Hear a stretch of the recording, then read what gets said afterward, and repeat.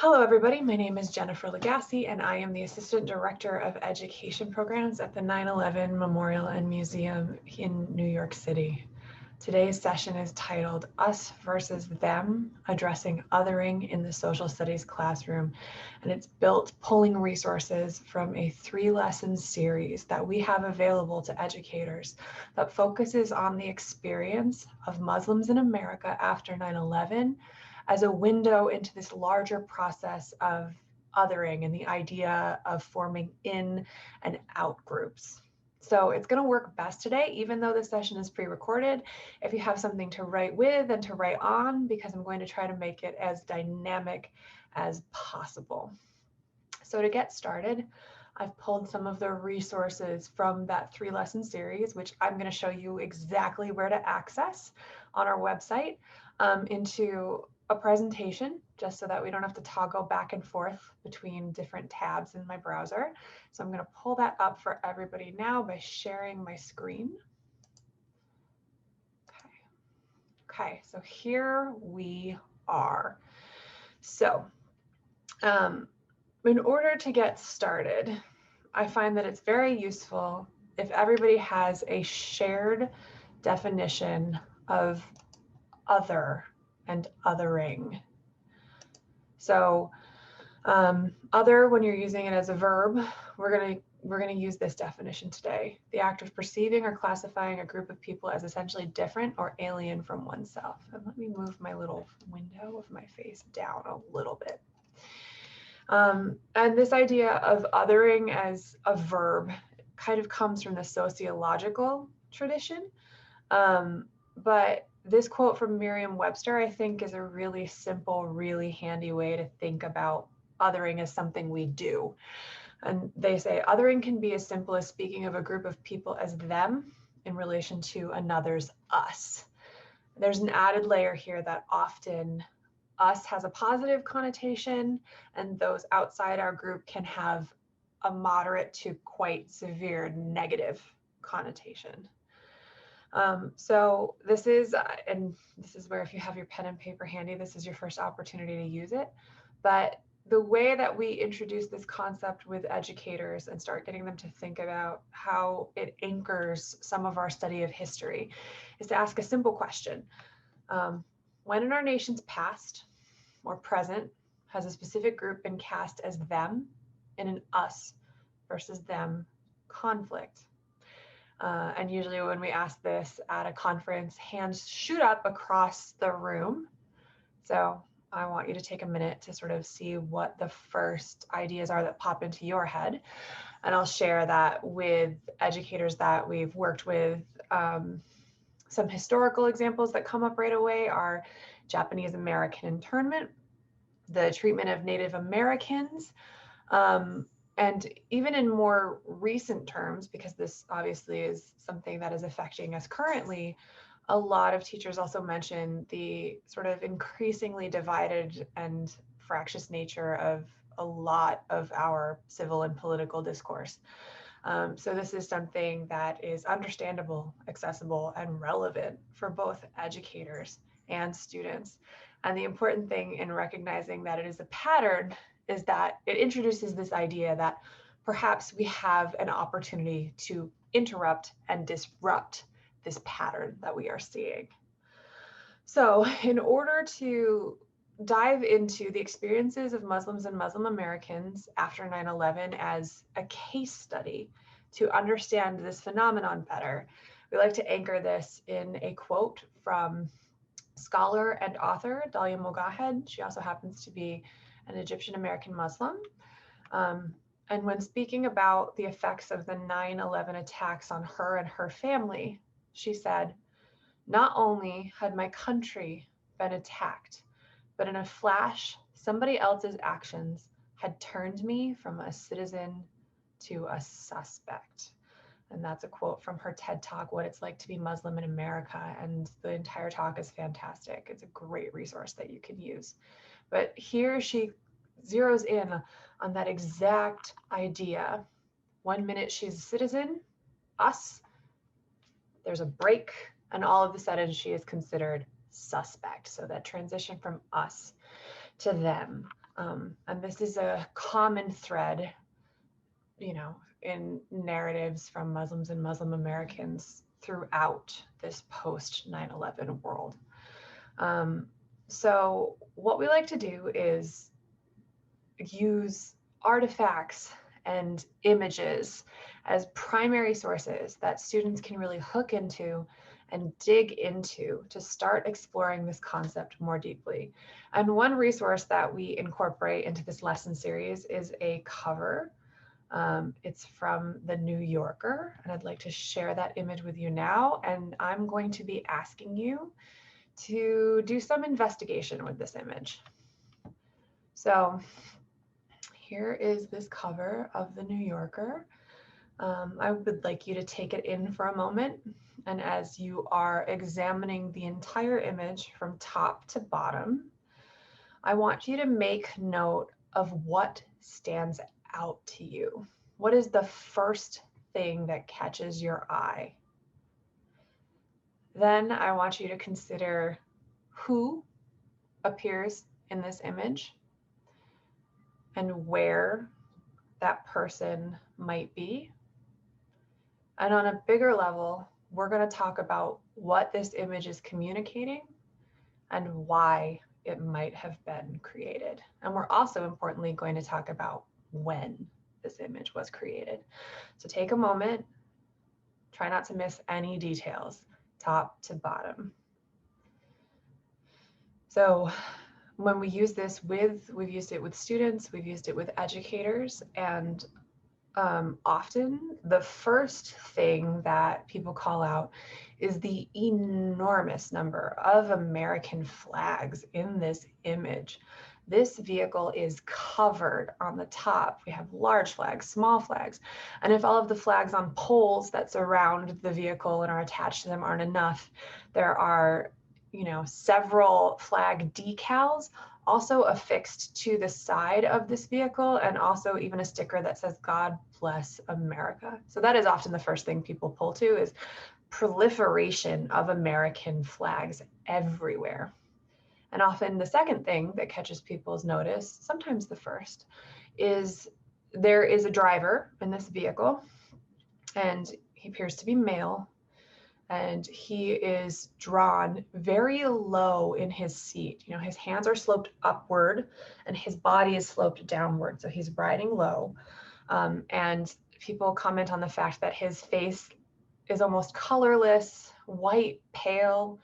His eyes are wide and unblinking. And so thinking about that, maybe the color has drained from his face. His eyes are wide. People might interpret this as if he is on high alert, sometimes if he's afraid. They also notice, based on how he's dressed, he's wearing a head covering that is associated with people of Middle Eastern descent. Some people make the connection that people of the Sikh faith wear turbans, and also that different cultures in the Middle East are known to wear head coverings like this. So perhaps he is of Middle Eastern descent, perhaps he is a Muslim American, or even maybe more importantly, perhaps other people perceive him in this way. So, and in terms of where we are there, besides the fact that the magazine is called The New Yorker, here is this iconic yellow color. So we have this iconic New York City yellow cab, but even within that, we have this little clue peeking in on the right side of the frame. You just see the NY slightly cut off. So even if we weren't completely sure this is a New York City yellow cab, we have that extra little piece of evidence. So when putting all these observations together and asking students and teachers to explain what is going on in this image, what they often say is this person is perhaps afraid of the way that they're going to be perceived. They perhaps blanketing everything with flags sends this message of patriotism, the idea, I am American, I am with you, I'm a patriot, I am a safe person, that perhaps they are battling negative perceptions and negative stereotypes about them. Also that they may be afraid for their own safety. They're afraid that they might be targeted based on their identity. And at the same time, people point out that if they're a taxi driver, their entire livelihood depends on having people get in their cab. So even if they are afraid, they have to go out and work. And also they have to find a way to communicate, to make to other people comfortable being in their cab. So that's a lot of layers that this taxi driver may be going through. There's a lot that he might be navigating here. Now, when we use this with students, we often will supply them with the date that this cover was published, but I have covered up this information because I am always curious to ask educators when they think this New Yorker cover was published. So I'll give you a second to sort of, in your own mind, determine what your answer is. And I'll say that we get a range. Some people say they think that it was immediately, sort of in the immediate aftermath of 9/11, because this became an issue very quickly after 9/11. Other educators will say they think, you know, maybe in 2001 or early 2002, like a little later, not right after 9/11, a little further, because maybe this wouldn't be the first topic that the New Yorker wanted to tackle. Other people say, well, it could be well before 9/11. This could have been published in the wake of the 1993 World Trade Center bombing, while other people say it could have been in the New Yorker just a few years ago when the travel ban was passed.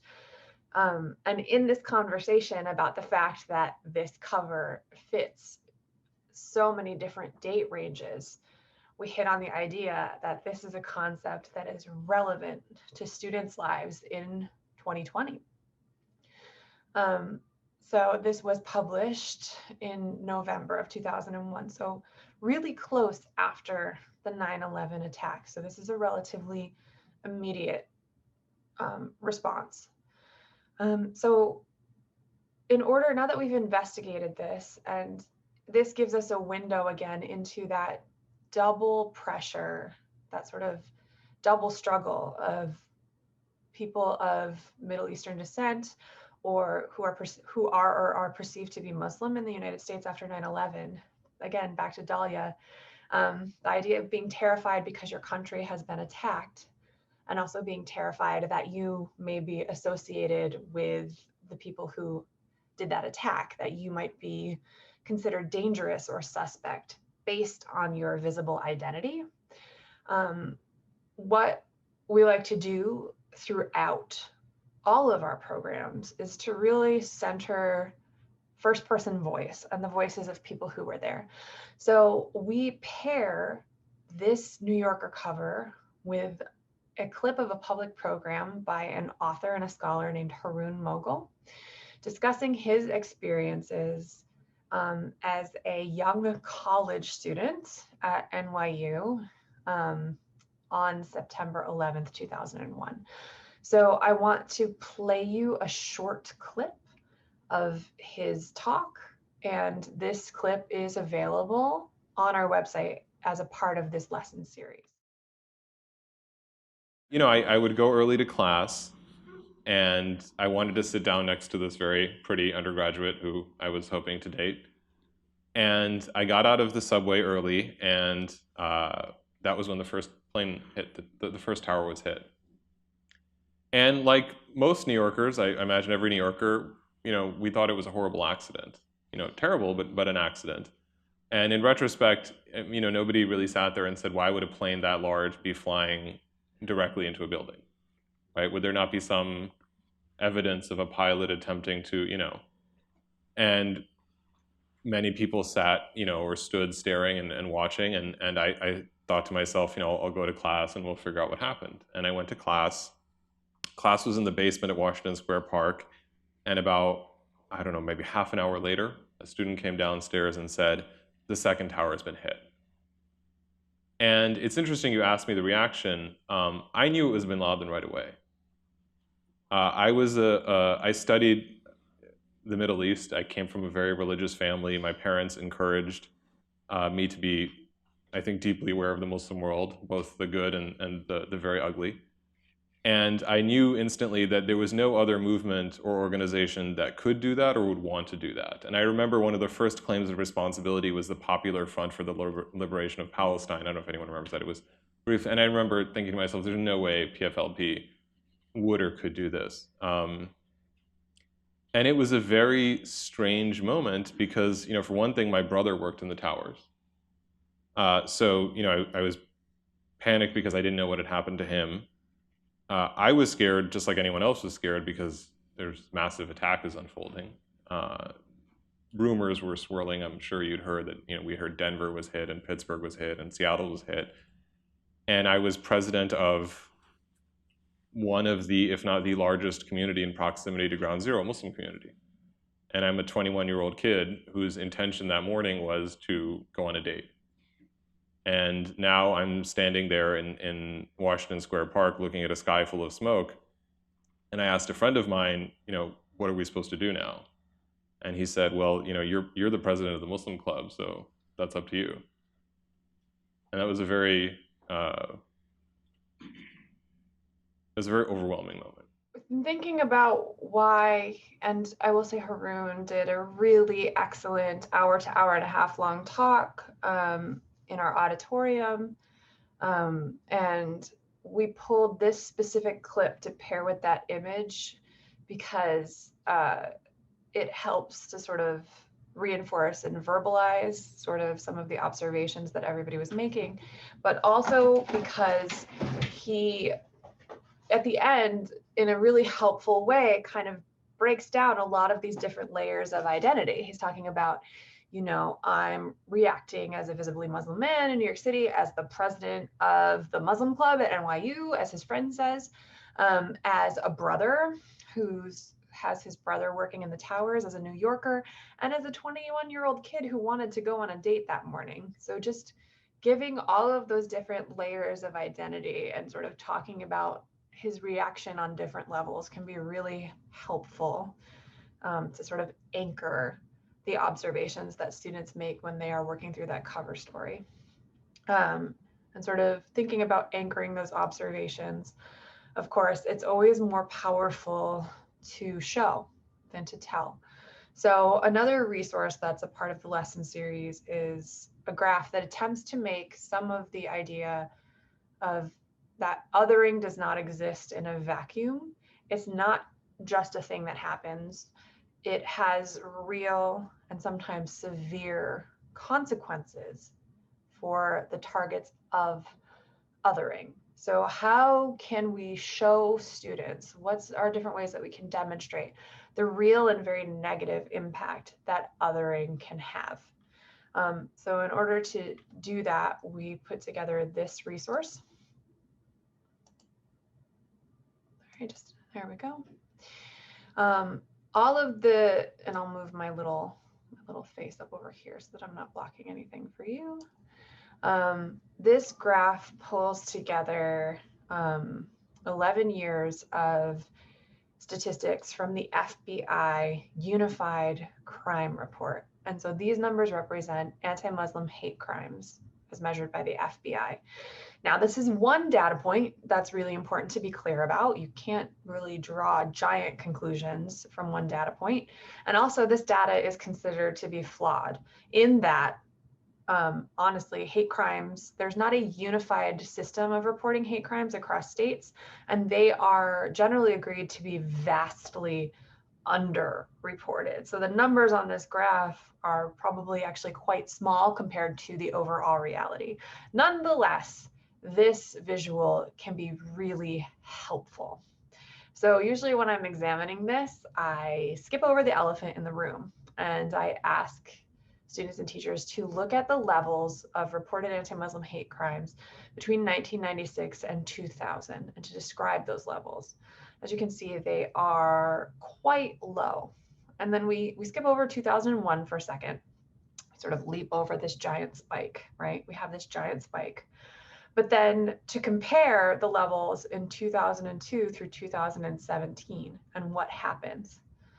Now, even without this giant spike in 2001, the difference between 2000 and 2002, say, would be really, really notable and remarkable. So when we look at 2001, right, the highest reporting of anti-Muslim hate crimes on record, it's really important in order to emphasize how sort of extraordinary the spike on this graph is, that let's recall the timing of the 9/11 attacks. They occur in September, meaning that there is only the rest of September, October, November, and December left in that year. And it's reasonable when you're looking at this data to conclude, based on the really small level in 2000, that most of those crimes, and this is true, occur in just those 3.5 months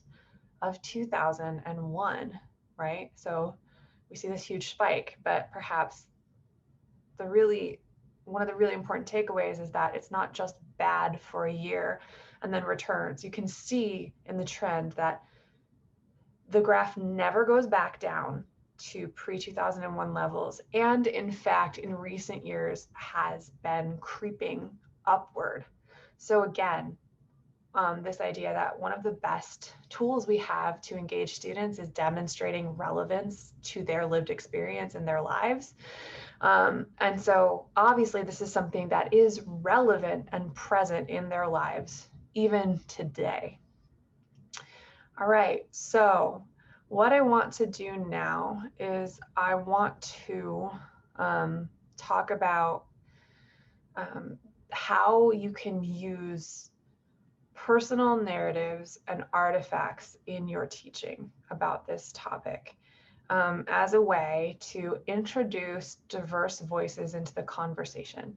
Because something that we realized is that, and I'm going to stop sharing my screen for a moment, something that we sort of realized in building these lessons and talking about this topic is that we did not want to sort of have terrorism be the only context in which we discuss the experiences of Muslims and Muslim Americans, right, in that terrorism context.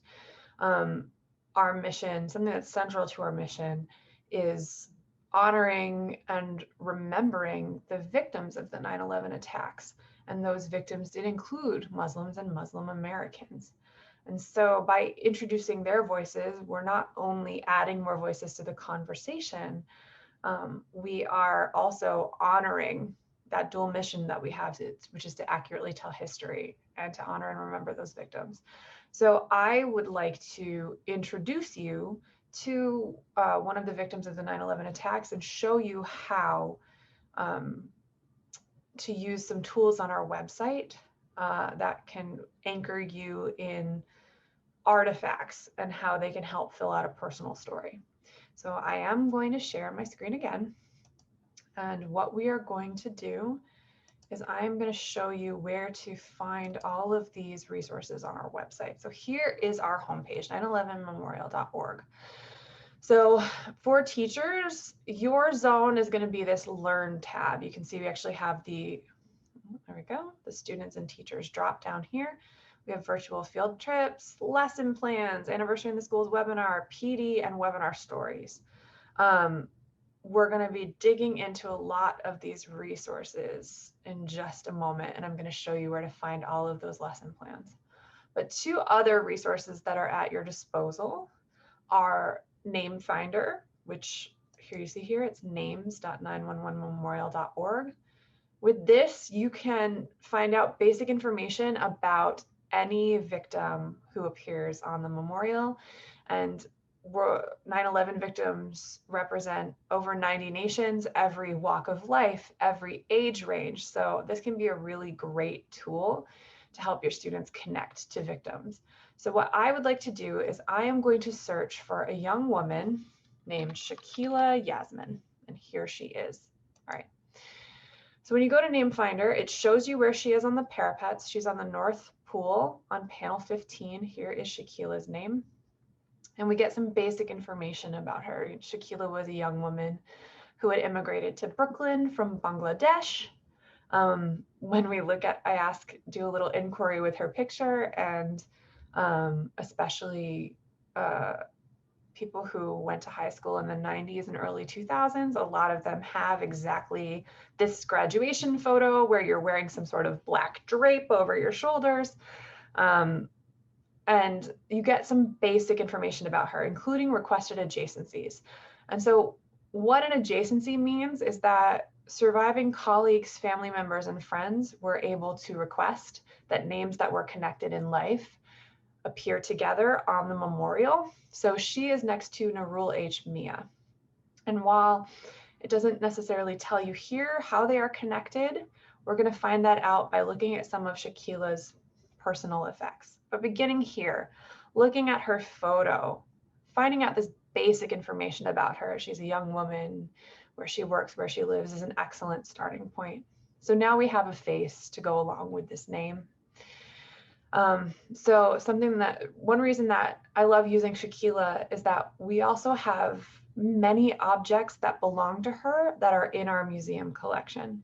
And a lot of our museum collection is actually fully accessible online through a tool called Inside the Collection, which I have open on this tab. And you'll see the web address for this is collection.911memorial.org. And here we have access to over 1,000 digitized artifacts that include, in some case, they all include at least a basic explanation and note about what they are, but some of them have very detailed curator notes that give you a really, really deep picture of what the object is. So this is an excellent tool for research. So what I want to do is I've already popped Shakila's name into the search bar, and I want to pull up some of the objects we have that belong to Shakila. Now, examining these personal objects not only gives us more information about her as a person, it also allows students to make connections. One object that's always very popular is this journal, because this is something that endures, even if some people have physical journals, some people, keep them online now, but the idea of having a special place where you keep notes. And in this information about her journal, we learn a lot more about her, that she wrote songs in Bengali in this journal that she loved, that she was born in Dhaka, and that she came to the United States in 1992, that she enjoyed photography. And this is where we also discover that she worked with her husband, Nurul H. Mia, so that's the person that she's next to, that they both worked at Marsh & McLennan, and that they lived in Bay Ridge in Brooklyn, which, if you guys have never visited New York City, Bay Ridge is a really wonderful little neighborhood with excellent food. And that she and her husband, unfortunately, were both killed towards the top of the North Tower on 9/11. Now, what's great about this journal is it actually includes a curator's comment. So if I click on this, we get a little more information about her, that she, her favorite poet, and that 2 weeks before 9/11, Shakila attended an Indian concert with her family, right? So again, just these details that help fill her out into a three-dimensional person. The other thing that I love to share with students is this guy, which when I show them the picture, sometimes they're not 100% sure what it is. And what's great about Inside the Collection is you can actually make all of the pictures bigger. You can zoom in. I'm allowing it. It's taking a moment to resolve, because that's always what happens when you're doing a presentation, right? But I'm guessing that this object probably looks familiar to some of the educators watching this session, right? This tape recorder, and sort of asking them what she might be recording, why she might have that, and linking it back to, she would actually use this when she was a student at Virginia Commonwealth University and College to record lectures, the same way that, students might ask to record their teachers. This was, relatively common when I was in college, started to get digital recorders. So it's another connection point. The technology has changed, but the process is the same. So we're also getting to learn about her as a student. So this also has a curator's comment. So then this is where we find out that this is used by Yasmin when she attended Virginia Commonwealth University. And actually another object that we have is her identification card, which is here from Virginia Commonwealth University. So again, giving personal details. This person is no longer a name that appears on a parapet. Learning about what she was like, what her interests were, who she was in the life that she lived. And this is a tool that we use throughout our programming to make what feels like a memory, and is a memory for those of us who are alive and have a memory of 9/11, come alive for students for whom it is entirely in the realm of history, happened before they were born. Even some colleagues soon entering the classroom will have been too young to have a lived memory. And so for new cohorts of teachers coming into the classroom, 9/11 is an entirely historical event, right? And the idea, the power of the personal narrative to allow that history to resonate, for students to be able to sort of be able to answer the question that they ask that sometimes feels a little cavalier, but fair. Why does this matter? Why should I care about this? And showing that it is a real event with actual consequences that apply to people that are not unlike themselves is an excellent way to make that connection. So what I want to share with you now, we have this year just launched a virtual museum field trip program. Now, these virtual tours are conducted over Zoom.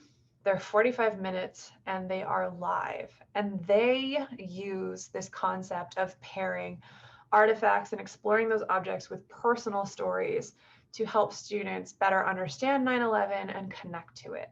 So what I'd like to do now is I'm actually going to share a sneak peek of one of those tours with you. It's a section right at the end of our tour where we're going to explore an area of the museum called Foundation Hall and an artifact called the Last Column. And we'll regroup very briefly after that snippet so that I can show you where to locate those last few resources on our website. Many strong communities formed here at Ground Zero, and they included family members, first responders, volunteers, and others. And as one recovery worker, Joe Bradley, said, we walked in as individuals, we'll walk out together. Now, unfortunately, many of these people, who included first responders, volunteers, and trades workers, were exposed to unsafe conditions at Ground Zero and toxins in the air. But when asked if they would do it again, many responded, recovery worker Sonia Agron does. Absolutely. Now, earlier on the tour, we actually get to see these artifacts from above. But now we are encountering some of the original foundations of the World Trade Center at ground level. To the left is a 60 by 60 foot section of the original retaining wall that was built to keep the waters of the Hudson River out of the site during construction. It's made not only of very thick concrete, but it includes a steel cage in its design, and you can see the steel cables popping out of its surface at regular intervals, which look a little bit like tiny metal top hats. Now, 9/11, 1.8 million tons of debris filled this space. This wall was badly damaged, but it was carefully repaired and reinforced. And today it's actually stronger than it was on 9/11. So it stands as a symbol of resilience and healing directly next to this column. Now, as much as Ground Zero shaped the communities that gathered here, they also left their own mark on the space, particularly on this column. At first, as the cleanup proceeded, just the first few feet of this column became visible as the debris was removed. But all attempts to move this column failed. Despite everything that had happened, it remained stubbornly rooted into bedrock. And over time, this column, which became a symbol of tenacity for the responders at Ground Zero, was transformed into a memorial through the additions of thousands of colorful tribute items. And at this point, I would ask students to share with me the markings on this column that really stand out to them, and ask them to consider who may these markings be paying tribute to. Now, many of the large-scale spray-painted markings include letters and numbers that call out different companies of first responders. For example, we see FDNY 343 near the top. That number should sound familiar. It's the number of firefighters who were lost. We see the numbers and letters of individual companies of first responders. So we also see so many smaller objects, prayer cards, pictures, badges affixed to this column. And investigating those actually helps us understand more about the people who are at the site. So on this side of the column, a little bit around halfway up, just above a yellow and white spray painted 1 marking, is a compass-shaped emblem for the International Union of Operating Engineers. They operated cranes and other heavy equipment at Ground Zero, and it was their job to help in the search for survivors and victims as they cleared the site. Now, one of those crane operators, Pia Hoffman, came to the site shortly after 9/11, and she understood that she needed to clear the site, but that there was an even more important responsibility she had, which was to return the remains of loved ones to their families. Now, at Ground Zero, when the remains of a first responder were found, all work would stop. A member of the clergy would be summoned. The remains would be draped with an American flag. An honor guard would form and remove the remains from the site. It was Pia who made a stand and insisted that this honored removal be given to civilians as well. And from that day forward, whenever remains were found, whether they be of first responders or a civilian, they were all accorded that very honored removal. Now, when asked about her actions, Pia said that she felt like she won a battle for every civilian down there. And she also said that being at Ground Zero was the first time in her life that she was ever sure she was exactly in the right place at the right time. Now, Pia actually emigrated to New York from Germany, and she represents the diversity of our city. People come from all over the world to work and live. And the efforts after 9/11 were no different. Here on this column, in small black handwritten letters, we see markings that read Honduras and Puerto Rico, alluding to the international scale of the response. And in addition to those crane operators, the cleanup effort here would take the skills of so many different trades unions. And we see evidence on this side. So just a little bit above my head, there's a circular red and bronze sticker for the International Brotherhood of Electrical Workers. And below them to the right, a small 4-sided sticker of the United Brotherhood of Carpenters and Joiners of America. And just below them, in blocky orange spray painted letters, the New York Sandhogs. These are experts in urban excavation and tunneling. Now, the cleanup proceeded in a way. Ground Zero was divided into 4 quadrants. It was a massive effort. And one company was assigned to lead the cleanup in each quadrant. Tully Construction was assigned one of those quadrants. And a group of women worked long hours on the perimeter of the site in Tully trailers, coordinating administrative tasks, making sure timesheets got processed, doing all of that behind the scenes supportive work that was required to make the response run. And they quickly became known as the Tully Girls. Now, in May of 2002, a Tully employee, Jason Picaro, told the Tully Girls that workers were beginning to sign this piece of steel, and one of them, Despina Phillips, asked him to take a list of names and sign it on behalf of the Tully Girls. And you can actually see their names here low on the column where he signed them in permanent black marker. Now, in talking about this column, one of those Tully Girls, Lisa Marcella, said, "I think it's the one place where all you see is names.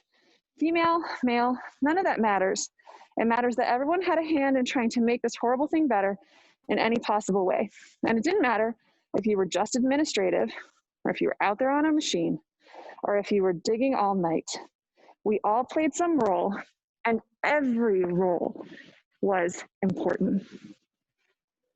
And because of the importance that this object took on to everybody at Ground Zero, it was given the honor of being the last piece of structural steel to be removed from the site, which is how it got its name, the last column. So I hope that seeing a portion of this tour gives you insight into how we use artifacts and stories to demonstrate that while much was lost on 9/11, the stories, the artifacts, the foundations of the towers endure. So that's the sneak preview of our virtual field trip programs.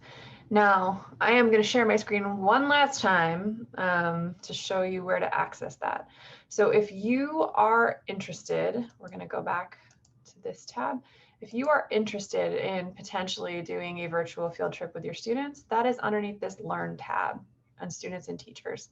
You can find out information about scheduling and pricing. We're able to accommodate up to 100 students at a time on that tab. Now, lesson plans. So these are interactive lesson plans that have been divided by grade and theme. And so you can see we have repercussions, antecedents. I'm gonna go ahead and filter through to repercussions because this is where you can see there's very robust resources here, but repercussions is where our Muslims in America after 9/11 3-part lesson plan resides. So I click on this. This is the first lesson in the series. And every lesson has an essential question, learning goals, and vocabulary. So our essential question is, how did attitudes toward Muslim Americans or those perceived to be Muslim change after 9/11? If there's vocabulary that needs to be identified, every lesson includes vocabulary and includes detailed activity instructions. And every single lesson includes multimedia. So it includes video clips or audio clips or images. And so in this case, this first lesson is really about understanding your own identity and thinking about your visible identity markers on the outside to prepare you and to better prepare students to have a conversation about othering and identity. And it uses Dalia Mogahed's TED Talk that we pulled that quote from. Most of the resources you saw in this presentation come from part 2.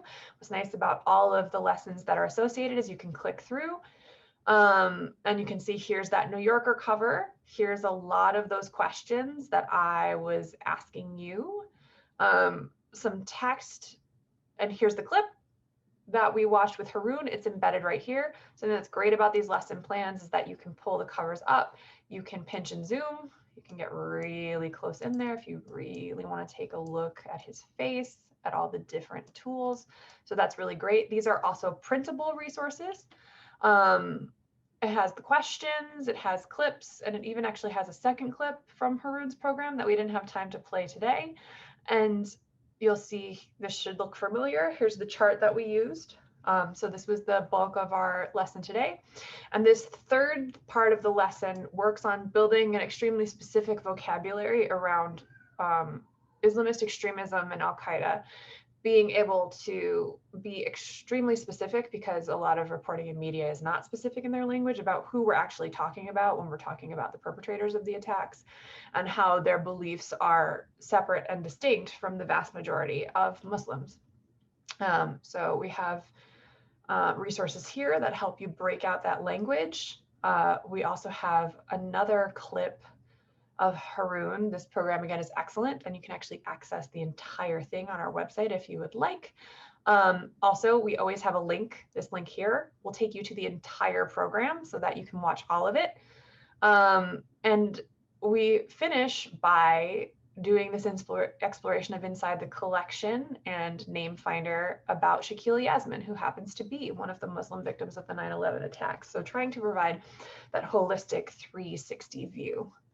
Now, in addition to lesson plans, another really powerful there's Shakila's tape recorder. Another powerful resource that we have is our Anniversary in the Schools webinar. So if we go back to Learn and teachers and students and teachers, I'm just going to click on Anniversary in the Schools webinar because I want to show you this year's program. But every single speaker we've ever had for this program is available in this webinar stories archive, and we'll talk about that. So every year we host a group of 9/11 survivors and stakeholders who tell their story in a way that is meant to be accessible for students. standing in front of artifacts that relate to their stories. For example, of this speaker, Wes Wong, was a member of the FBI who was inside the North Tower in that lobby helping with the evacuation on 9/11. So he is actually in one of our exhibits that has some artifacts that relate to the FBI. This year's program it goes live on the anniversary and includes the opportunity to live chat with museum staff. So students logged in and watched it, and we sat there all day and answered their questions. Reached over 340,000 students in 35 countries, and it is still available for you to view on our website. So this year's program is available with captions, ASL interpretation, audio description, and Spanish subtitles. And part of the reason that I am directing you to show you where this year's program is because in the tour that you just watched, a woman named Sonia Agron, who was a recovery worker, was mentioned. Sonia was one of our webinar speakers this year. So in this year's program, you can actually share Sonia's story with your students. So finally, I just want to thank each and every one of you for taking the time to watch this session, and to say, if you have any questions about any of these resources, anything that I've covered, you can email school programs, all one word, at 911memorial.org. Our entire education team monitors that inbox. So we will be able to get back to you very quickly. So I hope that you find this useful. I hope that some of you are able to use these lesson plans in your classrooms. Maybe I'll see some of you on a virtual tour. So thank you and be well.